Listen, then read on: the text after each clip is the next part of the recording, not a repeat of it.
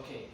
Who would believe that the fragile kid who was asthmatic and loved to collect insects would become into the youngest and more robust president of the United States history. The story of how a chickly child becomes into this president is definitely a great history of the power of self-determination. Well, let's start with his early years. He was born in New York City, October 27th, in 1868. Mhm. He suffered asthma since the age of 3 years old. And that asthma was very, okay, was very dangerous that made him spend his first years in bed. He couldn't go to school, so his parents hired tutors to teach him in his own house. Thank you. When he learned how to read, he becomes voracious, a voracious devourer of books. He loved histories and tales. And at the age of 6 years, woke up his curiosity about natural world. He started filling journals with appointments that he discovered about natural world.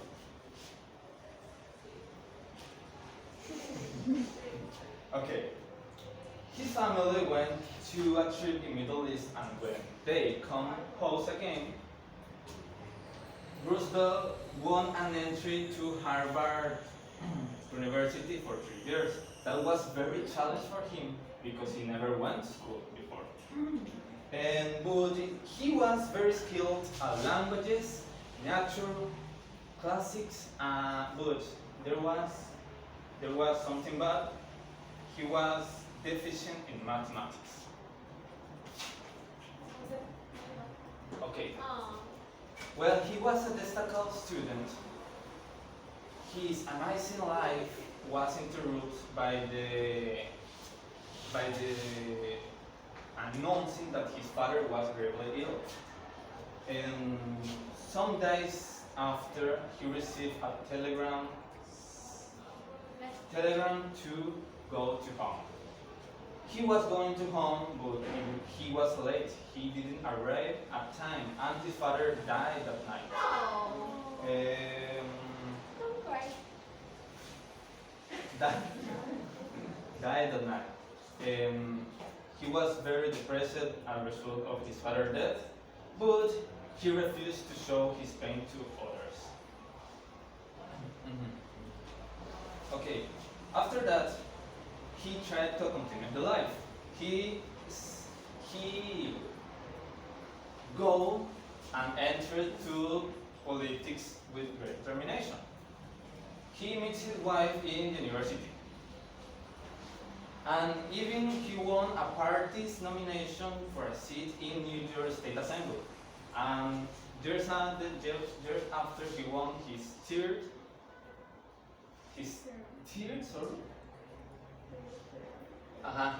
term there.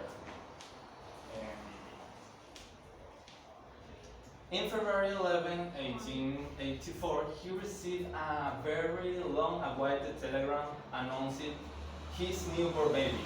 Oh. He had a daughter. But his telegram, no, no, pass it away. His telegram said that his mother and his wife had sickness.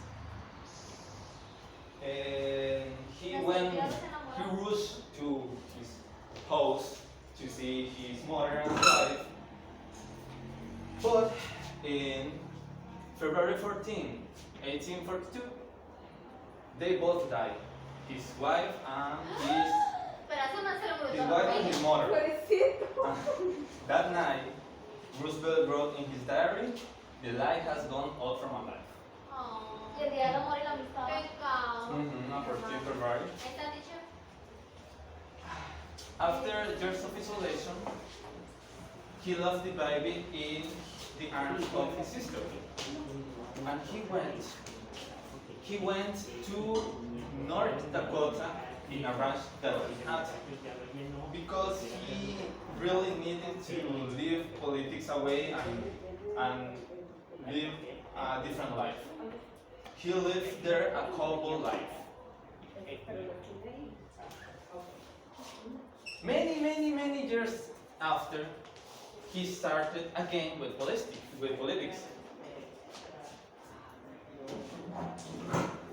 And but okay, sorry. He wanted to start politics again.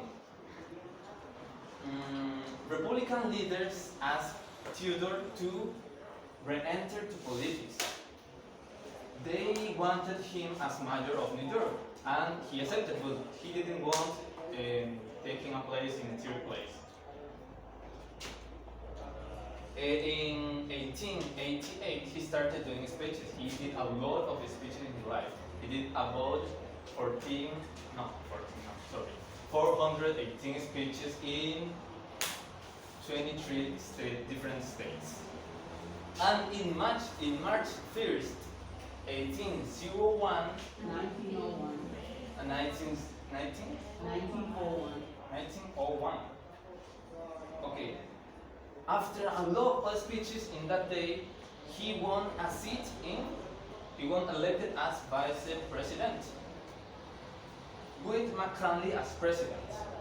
But 6 months later, the actual president McKinley, was shot while he was attending an exposition in New York. In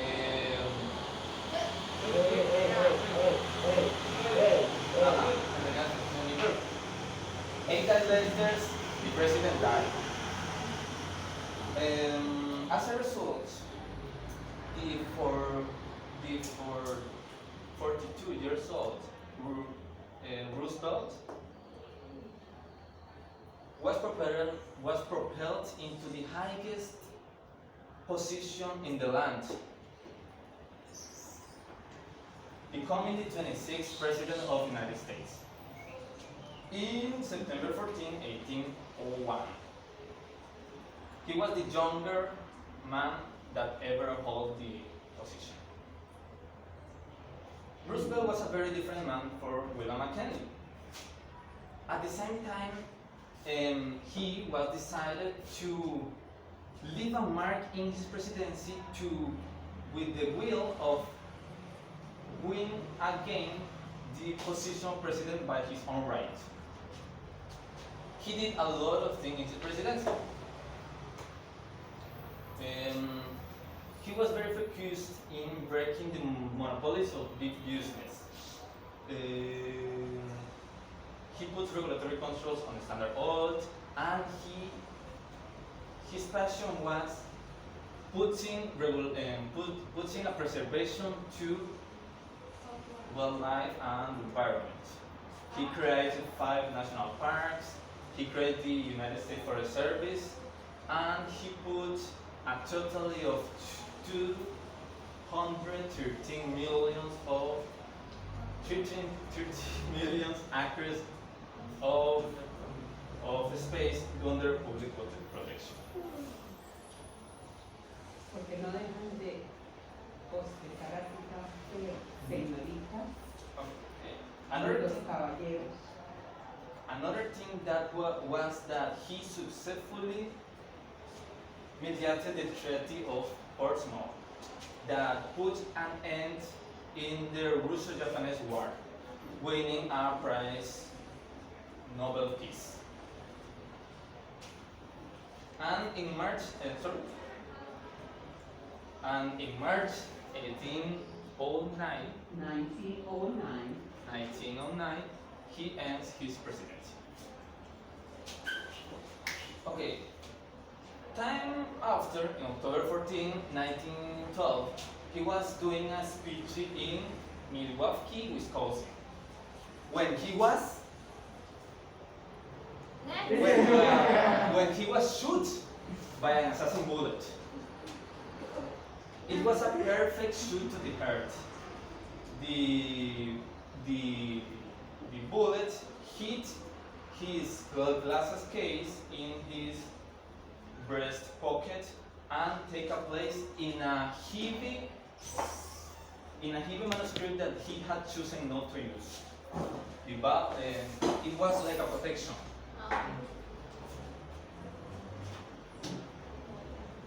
Roosevelt was okay.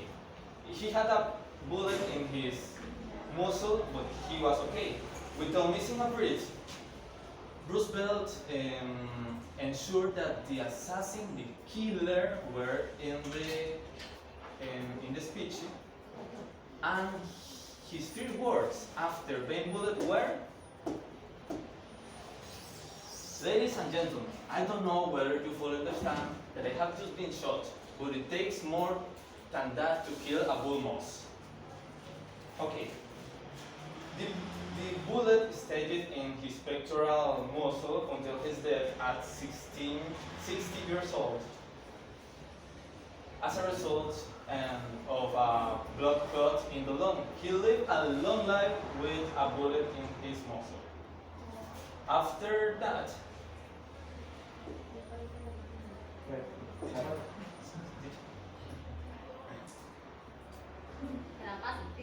teacher,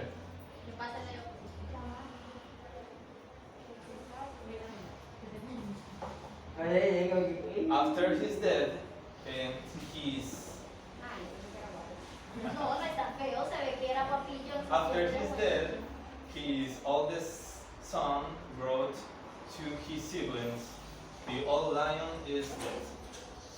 He died in January 6, 1919. And that was the biography of Theodore Roosevelt. Okay, another point. I have to say what I would do if I were him. Well, he lost his family, his mother, father, and wife when he was outside the post. If I were him, I would spend more time with my family because he couldn't spend the final breaths of his family with them. Thank you for your attention.